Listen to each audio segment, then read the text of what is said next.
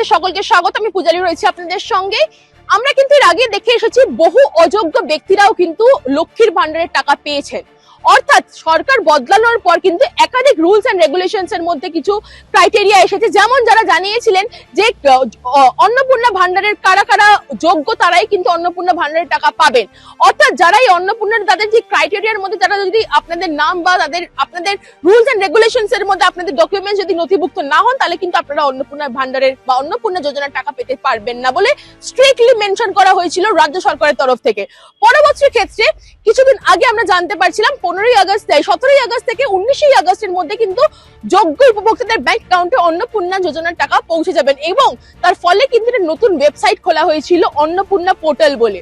সেখানে গিয়ে কিন্তু আমরা জানতে পারি যে কারা তাদের স্ট্যাটাস, মানে উপভোক্তাদের স্ট্যাটাস কি, বা তারা ভেরিফাইড বা রিজেক্টেড বা যে ক্রাইটেরিয়াস গুলো আছে সেগুলো আপনারা জানতে পারে। সেই ভিত্তিতেই কিন্তু অন্নপূর্ণা যোজনা তাদের ব্যাংক অ্যাকাউন্টে পৌঁছে যেতে চলেছে। অন্যদিকে একটা ভীষণ গুরুত্বপূর্ণ বিষয়ে একটা অ্যাড করা রয়েছে এই নতুন অনলাইন পোর্টালে, যেটা হচ্ছে অবজেকশনস এন্ড ক্লেম। জানা যাচ্ছে যদি আপনার পরিচিত কেউ ওই অবজেকশন এন্ড ক্লেমে গিয়ে আপনার বিরুদ্ধে যদি কোনো কমপ্লেন লঞ্চ করেন, তাহলে কিন্তু আপনার অন্নপূর্ণা যোজনার টাকা পেতে দেরি হতে পারে, বা আপনি অন্নপূর্ণা যোজনার টাকা থেকে বাদও পড়তে পারেন বলে জানানো হচ্ছে রাজ্য সরকারের তরফ থেকে। জানা যাচ্ছে একটি নতুন অপশনস আনা হয়েছে, যেটার নাম হচ্ছে অবজেকশনস এন্ড ক্লেম ফিচার্স, যেখানে আপনার প্রাথমিকভাবে আপনাকে ওই পোর্টাল সাইট খুলতে হবে। পোর্টাল সাইট খোলার পর একটা অপশন আপনার শো হবে, যেটার নাম হচ্ছে অবজেকশনস এন্ড ক্লেম। সেখানে গিয়ে দুটি অপশনস আসবেন, একটা হচ্ছে অবজেকশনস अगेंस्ट সামওয়ান।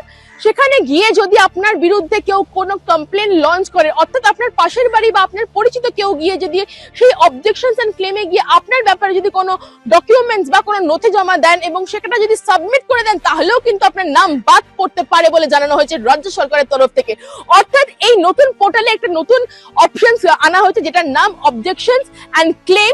সেখানে গিয়ে যদি কেউ, আপনার পরিচিত কেউ যদি গিয়ে ওখানে অবজেকশনস अगेंस्ट সামওয়ান করেন এবং সেখানে যদি আপনার নাম যদি সেখানে তিনি দেন এবং আপনার বিরুদ্ধে যদি কোনো নথি দেন, সেখানেও কিন্তু আপনার অন্নপূর্ণা যোজনার টাকা পেতে দেরি হতে চলেছেন, বা আপনার অন্নপূর্ণা যোজনার নাম বাদও পড়তে পারে বলে জানানো হয়েছে রাজ্য সরকারের তরফ থেকে।